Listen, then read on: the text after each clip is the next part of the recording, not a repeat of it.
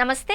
ముఖ్యమంత్రి Chandrababu నాయుడుపై BJP senior నేత మాజీ ఎంపీ సుబ్రహ్మణ్య స్వామి సెటైర్స్ ప్రాధాన్యం సంతరించుకున్నాయి. కూటమిలో భాగస్వామ్య పక్షమైన బీజేపీకి చెందిన నాయకుడు కావడంతో సుబ్రహ్మణ్య స్వామి విసుర్లపై చర్చ జరుగుతోంది. తిరుమల లడ్డు ప్రసాదంలో కల్తీ జరిగింది అని ముఖ్యమంత్రి చంద్రబాబు ఆరోపణలు చేశారు అని స్వామి గుర్తు చేశారు. అయితే కల్తీ ఆరోపణలకు సంబంధించి ఆధారాలు సమర్పించాలి అని సుప్రీంకోర్టు ఆదేశించినా సీఎం స్పందించలేదు అని విమర్శించారు. బాబును ప్రధాని మోదీ మందలించాలి అని ఆయన కోరారు. ఇదే సందర్భంలో బీజేపీని చంద్రబాబు ఎప్పుడు ముంచబోతున్నారు అని వ్యంగ్య ధోరణిలో ప్రశ్నించడం గమనార్హం. బీజేపీతో మంచిగానే ఉంటూ ఆ పార్టీకి నష్టం వచ్చేలా బాబు వ్యవహరిస్తున్నారు అనేది సుబ్రహ్మణ్య స్వామి ఉద్దేశం.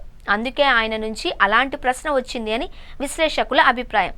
చంద్రబాబు కల్తీ ఆరోపణలపై నిగ్గు తేల్చాలి అని సుప్రీంకోర్టును ఆశ్రయించిన వాళ్లలో సుబ్రహ్మణ్య స్వామి ఒకరు. బాబు వేసిన సిట్ దర్యాప్తు సంస్థ వద్దు అని స్వతంత్ర విచారణ కమిటీ వేయాలి అని వైసీపీ ఎంపీ వైవి సుబ్బారెడ్డి అలాగే సుబ్రహ్మణ్య స్వామి తదితరులు సుప్రీంకోర్టును కోరిన నేపథ్యంలో ఏపీ సర్కారుకు ఎదురు దెబ్బ తగిలింది.